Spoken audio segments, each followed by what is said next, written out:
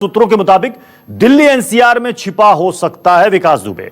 फरार विकास दुबे की तलाश में यूपी पुलिस की टीमें उत्तर प्रदेश के अलग अलग शहरों के अलावा दिल्ली एनसीआर में भी छापेमारी कर रही है। सूत्रों की माने तो विकास दुबे एनकाउंटर से बचने के लिए यूपी से बाहर कहीं और सरेंडर कर सकता है। यूपी पुलिस ने दिल्ली पुलिस से भी विकास की तलाश के लिए मदद मांगी है और दिल्ली की अदालतों के बाहर नजर रखने के लिए कहा है, क्योंकि यूपी पुलिस को ऐसी आशंका है, शक है कि विकास दुबे यहां दिल्ली एनसीआर में सरेंडर करने आ सकता है।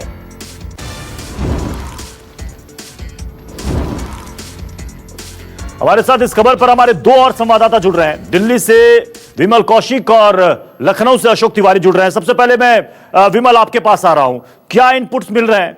क्या आप दिल्ली एनसीआर में ही छिपा हुआ है विकास दुबे? और खबरें इस तरह की भी आ रही हैं, हालांकि अभी अपुष्ट खबरें हैं कि हो सकता है कि आज वो सरेंडर करे।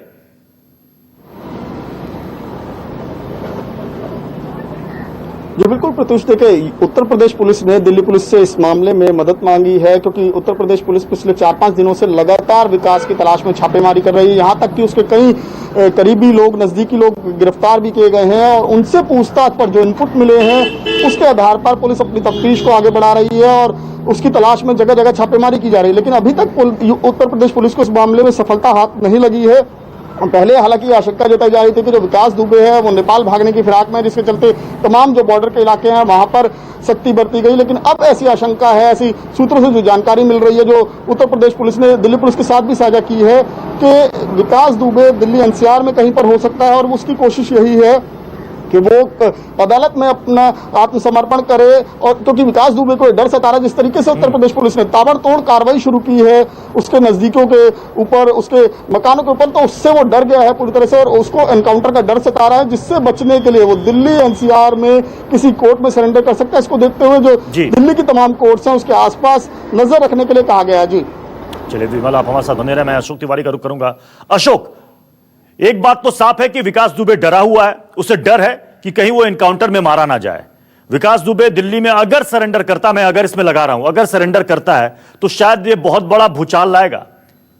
विकास दुबे का बयान ना सिर्फ सत्ता के गलियारे में बल्कि पुलिस महकमे में भी। अशोक, देखिए निश्चित तौर पर अभी जितनी टीमें लगाई गई हैं विकास दुबे की गिरफ्तारी के लिए, अभी तक विकास दुबे की गिरफ्तारी नहीं हो पाई है। और ये बात सही है कि अगर वो पुलिस की गिरफ्त से बच जाता है, कोर्ट में सरेंडर करने में कामयाब हो जाता है, तो जरूर एक बड़ा सवाल खड़ा होगा उत्तर प्रदेश की पुलिसिंग के ऊपर और इतने बड़े मुठभेड़ के बाद जो हालात बने हैं उसको लेकर। लेकिन सबसे अहम बात यह है कि आप देखिए कि लगातार चाहे क्राइम ब्रांच की टीम हो, चाहे स्पेशल टास्क फोर्स की टीम हो, या फिर कानपुर की अलग जो टीमें हैं वो अलग अलग जगहों पर छापेमारी कर रही हैं। अभी तक कुल तकरीबन 4 से 5 लोग हिरासत में लिए गए हैं, जिनसे कई राउंड पूछताछ भी हो चुकी है, जिसमें विकास दुबे के कई करीबी लोग हैं, विकास दुबे के गांव बिकरू के रहने वाले कई सारे लोग हैं। तो उनसे पूछताछ के हिसाब से उनको हिरासत में लिया गया है। कई घंटे से लगातार पूछताछ भी चल रही है। और दूसरी सबसे अहम खबर कि एक तरफ उनके करीबियों को हिरासत में लेकर पूछताछ की जा रही है और दूसरी तरफ जो प्रशासन की टीम है वो विकास दुबे से जुड़ी हुई संपत्तियों पर भी सख्त कदम उठा रही है। अभी थोड़ी देर पहले ये कृष्णानगर स्थित जो आवास, जहां पर इस वक्त मैं मौजूद हूं, ये मेरे पीछे जो आवास है J424 इंद्रलोक कृष्णानगर, ये कानपुर हत्याकांड के मास्टरमाइंड का मकान है। और एलडीए की टीम ने अभी थोड़ी देर पहले दोबारा यहां का दौरा किया है, दोबारा यहां पर नापजोक की गई है प्रॉपर्टी को लेकर।